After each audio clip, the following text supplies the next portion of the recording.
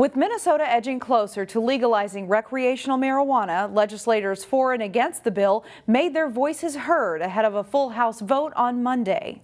Today is a big day because we are now at the 5-yard line in terms of getting to legal cannabis in the state of Minnesota. And I expect that in short order, the Senate's going to pass a bill too. And before the end of the session, we're going to have final passage. So this is a historic day for Minnesotans who have been waiting for cannabis legalization for many, many years. We're going to get the job done this year. If passed, the legislation would establish an Office of Cannabis Management that regulates the marketplace of recreational marijuana. Supporters say the office would address concerns around youth access, public health, and road safety. Republican opponents, meanwhile, argue that the legislation is flawed. During a news conference before the House vote, they criticized the fact that cities would not be able to regulate the number of licenses in their jurisdiction. They also raised concern about impaired drivers and the ability of law enforcement to deal with them. And they spoke about marijuana's impact on young people. Representative Kristen Robbins of Maple Grove would like to see the legal age to buy marijuana raised to 25. Young people are at severe risk as their brain are developing if they start using marijuana. And there are a lot of academic studies that show that. There are increases of anxiety, depression, psychosis. The Senate would still need to approve its own version of the bill. If that happens, the differences would then be worked out in a conference committee. If passed, it would likely take upwards of a year for the regulation, rulemaking, and licensing process to take shape before Minnesotans will see marijuana dispensaries start popping up. The Brooklyn Center Police Department arrested 3 minors following an armed robbery on Sunday. Police were called around 9:30 p.m. to the area of Perry Avenue and Howell Lane. 911 callers said 4 armed suspects had robbed a victim. The Minnesota State Patrol provided air support in search for the suspects. Police officials say they arrested 3 juvenile males. They also recovered a handgun. The case has been referred to the Hennepin County Attorney's Office for charges. Following several tense hours of negotiations, the Brooklyn Park Police SWAT team convinced a suspect to surrender. Ingram Oyugi had a warrant out for his arrest after spraying his family members with bear mace. According to the criminal complaint, when police tried to arrest him last Friday, he hid in the basement firing a taser and spraying bear mace. The complaint says he also spit on officers and threatened them with a baseball bat. He has been charged with assault and macing a police officer. Court records show he's faced previous civil commitment cases for mental illness. More than 2 years after the fatal shooting of Dante Wright during a traffic stop, the officer convicted in his killing has been released from prison. Former officer Kim Potter was released from the Shakopee prison at 4 a.m. on Monday. Correction officials say they chose that time for security reasons. Potter served 16 months of her 2-year sentence in prison. The remaining part of her sentence will be served on supervised release. Potter will live in Wisconsin, where she cannot leave without permission for the next 8 months. A Corrections Department spokesperson says they monitored intelligence information and found elevated concern for Potter's safety in the days leading up to her release. The families of 2 women who were killed as a result of domestic violence have teamed up in a special way. Rusty Ray tells us about a new story of hope and friendship with the goal of helping people understand how best to treat one another. These 5 people are all family. It's not a family they wanted. Shelley and Nick Beasel started Love Conquers Violence in memory of his sister, Natalie, killed by her boyfriend 8 years ago in a murder-suicide.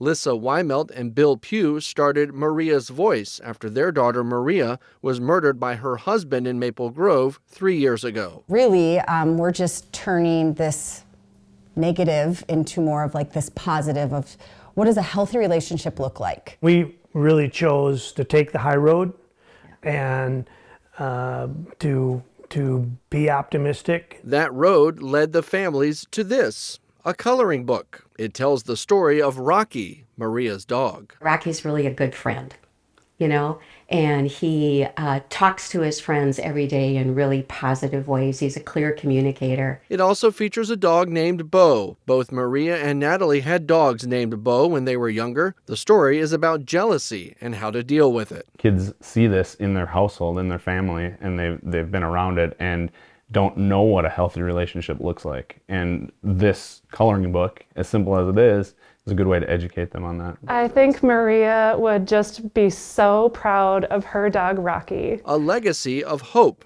after so much loss. She loved him, and she would have just had such a blast to see him kind of taking, having his debut and being a leader for preventing domestic abuse, but really being that connector for kids and for everyone in the community. By telling a story in living color. We can have great behaviors and be good friends and good spouses and good buddies, and we can do that starting from children. So I think it's a really hopeful way to use Rocky. Rusty Ray, CCX News. The book will be available at all public events where either of the nonprofits are set up, and sometimes you'll find Rocky there too. This year's Wastebasket Revue fundraiser is a wrap. This past weekend, Osseo School District staff members took to the stage for the 56th year in their review. If I were a rich man, You might recognize that song. The men sang a rendition of If I Were a Rich Man from Fiddler on the Roof. The production was called On Broadway, and it featured nearly 100 employees and community members singing and raising money for scholarships. Since 1957, this effort has raised more than $1.4 million in scholarships for students. I see my wife, my gold, looking like a rich man's wife with the proper double chin. Supervising meals to her heart's delight.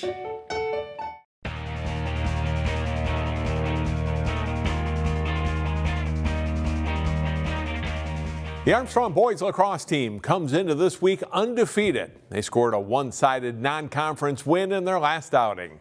The Falcons beating the Blake Bears on a cold night in Hopkins. First quarter, Jack Olson passes out front to Nate Albrecht, who rips a shot into the Blake net, and it's 3-0. About a minute later, same combination. Olson to Albrecht, who splits the defenders and scores again.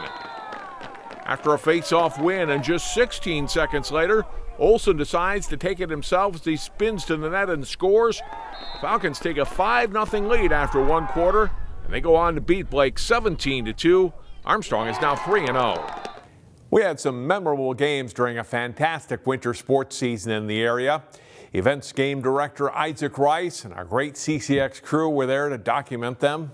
Jason Malillo compiled these highlights as we take a last look back.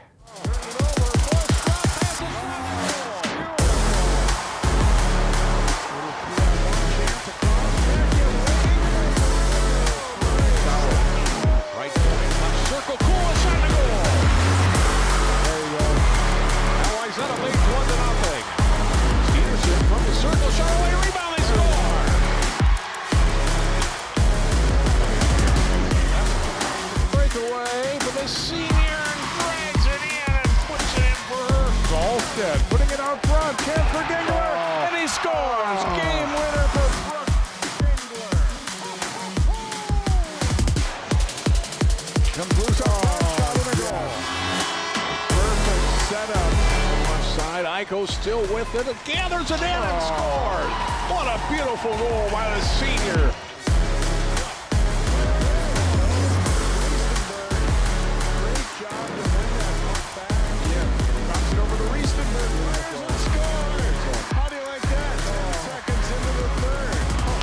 Spinning away. One-timer from McKelkey. Oh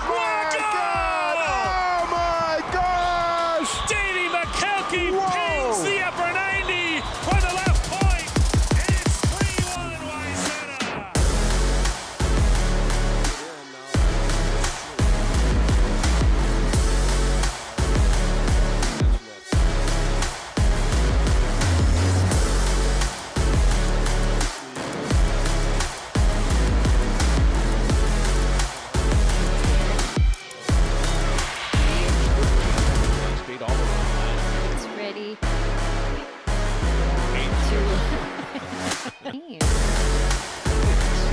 Happy, right?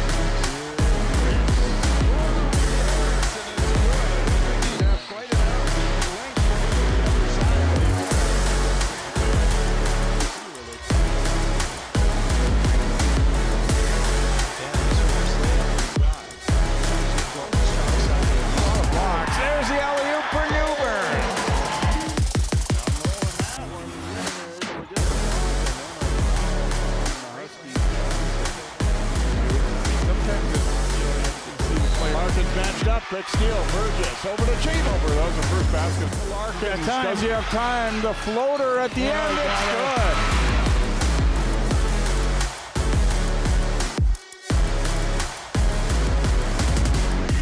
And Davis nearly had the steal. Trey Smith for three, and that's good.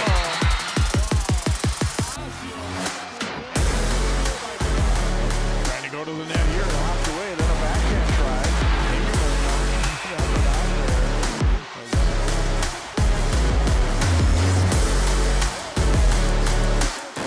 Rogers turns, passes, shot, Roach the same rebound, makes another stop and then covers up.